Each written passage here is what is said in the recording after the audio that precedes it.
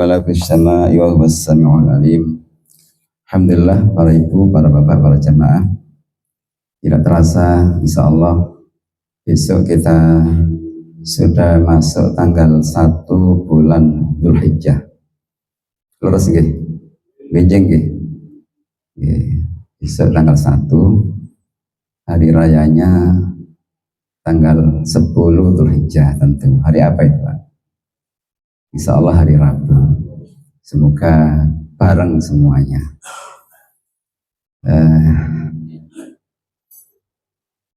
Bulan Dzulhijjah itu bulan yang mulia. Salah satu 4 bulan yang Allah muliakan, diantaranya adalah bulan Dzulhijjah. Ada bulan Dzulqa'dah, Dzulhijjah, Muharram, dan bulan Rajab. Ashhurul Hurum, 4 bulan yang Allah muliakan. Bulan Dzulhijjah itu bulan yang agung pula selain bulan Dzulqa'dah dan nanti bulan Muharram. Karena itu Allah Subhanahu wa taala menyampaikan tadi ayat yang kita baca dalam surat Al-Fajr. Itu ayat yang kedua, Allah menyampaikan dengan sumpahnya, walayalin asyr, dan malam-malam yang 10. Malam-malam yang 10 itu dijelaskan para mufassir adalah malam-malam di awal bulan Dzulhijjah tanggal 1 sampai tanggal 10 bulan Dzulhijjah.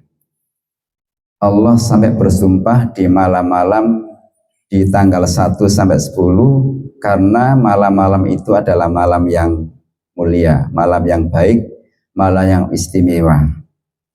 Bahkan baginda Rasulullah Shallallahu Alaihi Wasallam menyampaikan dalam hadisnya keistimewaan bulan Dzulhijjah.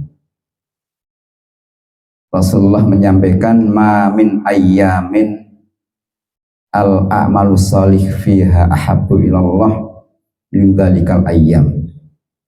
Tidak ada malam hari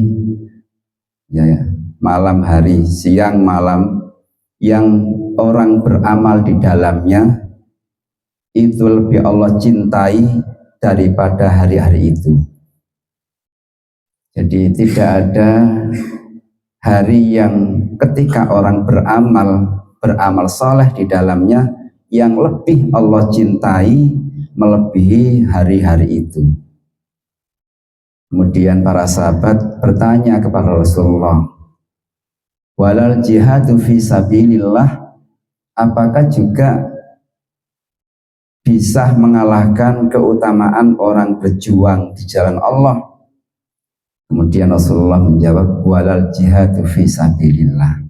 Iya benar, malam dan hari itu merupakan malam yang istimewa, juga malam yang luar biasa, hari yang luar biasa, yang mampu mengalahkan ketika orang jihad di jalan Allah Subhanahu wa taala. Keutamaannya dan Allah lebih cintai daripada berjuang di jalan Allah Subhanahu wa taala. Ini kan berarti malam dan hari besok dan seterusnya sampai tanggal 10 itu malam yang istimewa. Ketika orang beribadah itu kelebihan amalnya, amal yang dilakukan itu lebih dicintai oleh Allah Subhanahu wa taala dan keutamanya lebih banyak daripada orang berjuang di jalan Allah Subhanahu wa taala. Kemudian Rasulullah menyampaikan illa rajulun kharaja bi nafsihi wa malihi falam yarji min dzalika bisyai'in, kecuali orang yang berjuang di jalan Allah Subhanahu wa taala itu dia membawa bekal hartanya dan dirinya sampai kemudian dia tidak kembali, alias dia meninggal dunia dalam keadaan syahid dan hartanya habis untuk berjuang di jalan Allah, baru bisa mengalahkan keutamaan dan keistimewaan orang beramal di hari-hari yang 10 di bulan Dzulhijjah. Makanya ini luar biasa, mulai besok sampai tanggal 10. Karena itu Rasulullah Shallallahu Alaihi Wasallam menganjurkan kepada kita, diantaranya agar kita memanfaatkan hari-hari yang 10 itu untuk banyak beribadah. Salah satunya adalah kita berpuasa. Berpuasa itu bisa mulai tanggal 1 sampai tanggal 9. Jadi bulan 1 pun angsal, tanggal 1 sudah boleh puasa sunnah di bulan Dzulhijjah. Biasanya kita kan puasa tapi mengambil puasa tarwiyah dan puasa Arafah tanggal 8 dan tanggal 9 bulan Dzulhijjah. Setidaknya kita berpuasa di tanggal 9-nya, namanya puasa Arafah. Kalau bisa ditambah sebelumnya 1 hari puasa tarwiyah.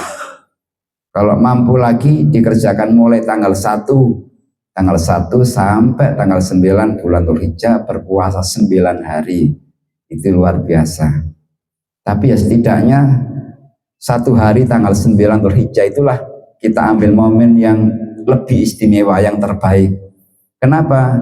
Karena Rasulullah SAW menyampaikan, barang siapa yang berpuasa tanggal 9 bulan Dzulhijjah, maka Allah akan mengampuni dosa kita selama 2 tahun. Ya. Saumu yaumu Arafah yukaffiru sanatil madiyah wal atiyah. Allah akan mengampuni dosa kita selama 2 tahun. Tahun yang kemarin dan tahun yang akan datang.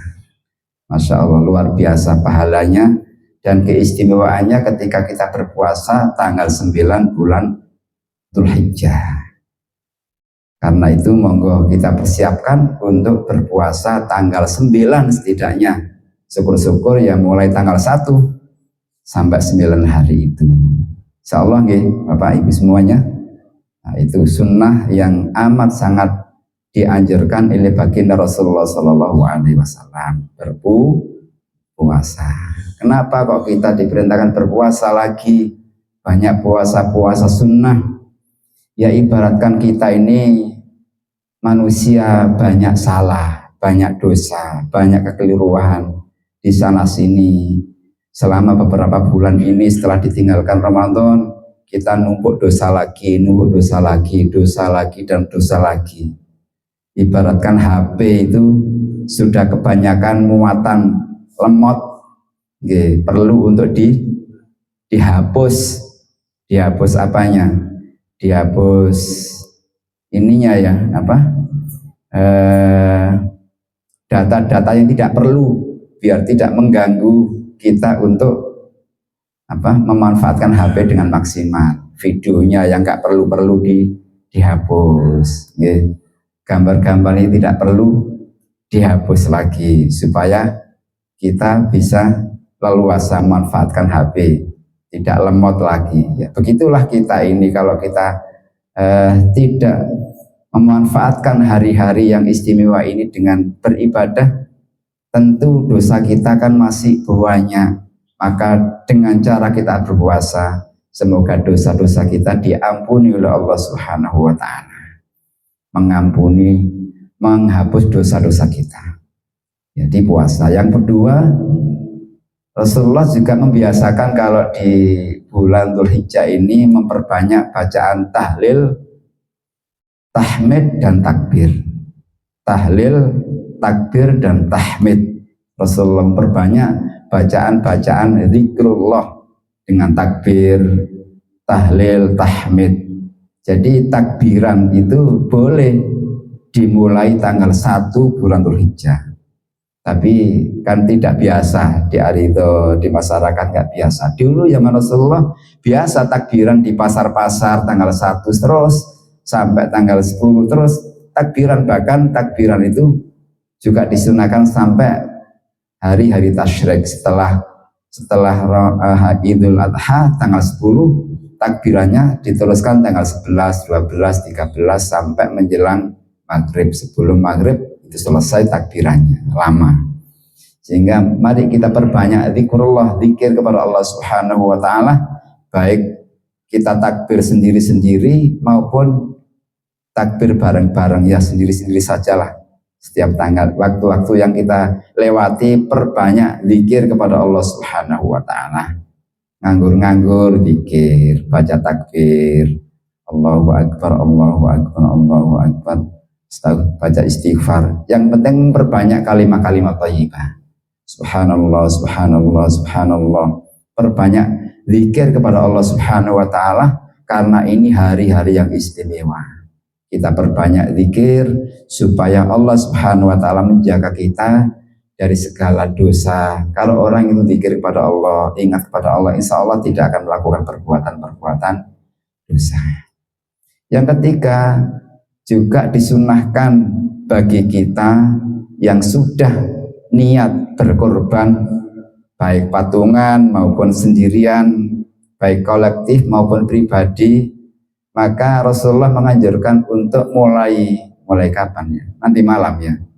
Karena besok tanggal 1, maka kita untuk memotong kuku mulai sekarang. Ya, kemudian potong rambut mulai sekarang. Karena besok sudah tanggal 1, maka walaupun tidak sampai haram, Rasulullah itu tidak memperbolehkan kita memotong kuku, cukur rambut di tanggal itu karena tidak dapat kesunahan. Jadi kita akan mendapatkan sunnah-sunnahnya ketika kita berkorban kalau kita tidak memotong kuku dan tidak memotong rambut saat tanggal 1 sampai nanti korban itu disembelih. Berarti harus bertahan untuk tidak potong kuku mulai besok nanti malam sampai kita menyembelih hewan kurban. Sing dereng potong rambut mulai sekarang, sing dereng potong kuku mulai sekarang.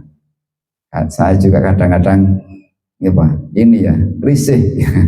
Kalau seminggu nggak dipotong kuku itu risih panjang. Tapi ya gimana lagi. Tapi kalau kemudian terpaksa harus dipotong, ya tidak berdosa karena ini sifatnya sunnah. Jadi disunahkan mulai sekarang untuk potong kuku, potong rambut, sehingga nanti dan sampai tanggal 10 kita sudah tidak lagi potong rambut, potong kuku, karena sebagai upaya kita untuk menyempurnakan korban kita. Itu sunnah ketika kita menghadapi bulan Dzulhijjah. Dan tentu yang paling hebat lagi di bulan Dzulhijjah itu adalah setelah kita sholat Idul Adha, maka kita hendaknya berkorban sesuai dengan kemampuan kita. Mudah-mudahan kita diberikan Allah Subhanahu wa Ta'ala kemampuan tahun ini dan tahun-tahun yang akan datang untuk berkorban sesuai kemampuan kita. Kalau tidak berkorban sementara kita mampu, itu Rasulullah Shallallahu Alaihi Wasallam memberikan warning. Rasulullah menyampaikan, "Mangkana lahu sa'atan falam yudhi fala yaqrabanna musallana." Barang siapa yang Allah berikan keleluasaan harta saat tanggal waktu Idul Kurban, kemudian kita tidak berkorban, maka Rasulullah menyampaikan, janganlah kalian mendekati tempat sholat. Itu seakan Rasulullah melarang kita sholat berjamaah. Seakan Rasulullah itu benci sekali kepada orang yang punya harta tapi tidak berkorban.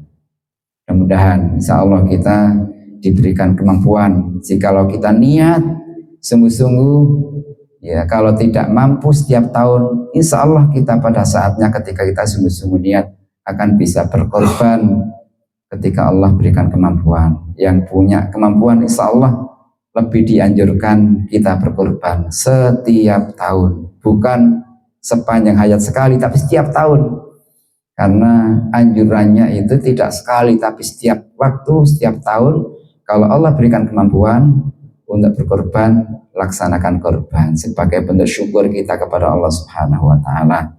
Inna a'toina kal kautsar fasalli li rabbika wanhar inna syani'aka huwal abtar. Allah telah berikan nikmat kita yang sangat banyak, maka perintahnya salatlah dan berkorbanlah. Allah perintahkan kita sholat, Allah perintahkan kita berkorban. Untuk apa berkorban itu? Ya untuk membuktikan kecintaan kita kepada Allah Subhanahu wa Ta'ala, karena itu yang dicontohkan oleh Nabi Ibrahim alaihissalam. Nabi Ibrahim lebih cinta Allah daripada anaknya yang harus dikorbankan demi menjalankan perintah dan bukti cintanya kepada Allah Subhanahu wa Ta'ala. Sehingga ketika Nabi Ibrahim rela mengorbankan anaknya, maka Allah tidak menyia-nyiakan hambanya yang cinta dan tunduk kepada perintah Allah, sehingga Nabi Ismail diganti oleh Allah dengan kambing kibas. Begitu pula kita ketika kita berkorban, yakin dan dengan seyakin-yakinnya pasti akan diganti oleh Allah Subhanahu wa Ta'ala dengan yang lebih banyak. Itu yakin pasti, karena pengorbanan kita kalau niat ikhlas karena Allah, insya Allah semuanya akan diganti, baik di dunia, lebih-lebih diganti nanti di akhirat menjadi kendaraan kita yang akan kita naiki menuju surganya Allah Subhanahu wa Ta'ala. Yang penting niatnya ikhlas, ingin mendapatkan ridha Allah, semata-mata kita menjalankan takwa kepada Allah, karena yang kita sembelih itu bukan karena darahnya dan dagingnya, tapi yang sampai adalah takwa kita kepada Allah Subhanahu wa Ta'ala. Semoga semuanya sehat, panjang umur, rezekinya barokah, Allah berikan kemampuan kita bisa berkorban sehingga kita menjadi hamba Allah yang bahagia, senang, karena ketika kita mampu berkorban itu kebahagiaannya tidak bisa diukur dengan harta, karena nikmat orang berkorban itu begitu luar biasa. Demikian, mudah-mudahan sedikit bermanfaat untuk kami dan para jamaah. Al-Fatihah. A'udzubillahi minasyaitonirrajim. Bismillahirrahmanirrahim. Alhamdulillahirabbil alamin. Arrahmanirrahim. Maliki yaumiddin. Iyyaka na'budu wa iyyaka nasta'in. Shiratal mustaqim. Shiratal ladzina an'amta 'alaihim ghairil maghdubi 'alaihim waladdallin. Amin. Bismillahirrahmanirrahim. Alhamdulillah rabbil alamin. Allahumma salli ala sayyidina Muhammad wa ala ali sayyidina Muhammad walhamdulillahi rabbil alamin. Allahumma ighfir lana wa liwalidina warhamhum kama rabbawna shighara. Rabbana hab lana min azwajina wa dhurriyyatina qurrata a'yun waj'alna lil muttaqina imama. Allahumma inna nas'aluka ilman nafi'ah wa rizqan thayyiban wa 'amalan mutaqabbalan. Allahumma a'inna ala dzikrika wa syukrika husna ibadatik. Rabbana taqabbal minna innaka antas samiul alim wa tub 'alaina innaka antat tawwabur rahim. Rabbana atina fid dunya hasanah wa fil akhirati hasanah wa qina adzabannar wa adkhilnal jannata ma'al abrar ya aziz ya ghaffar ya rabbal alamin. Sallallahu ala sayyidina Muhammad wa ala ali sayyidina Muhammad walhamdulillahi rabbil alamin. Amin ya rabbal alamin. Assalamualaikum warahmatullahi wabarakatuh.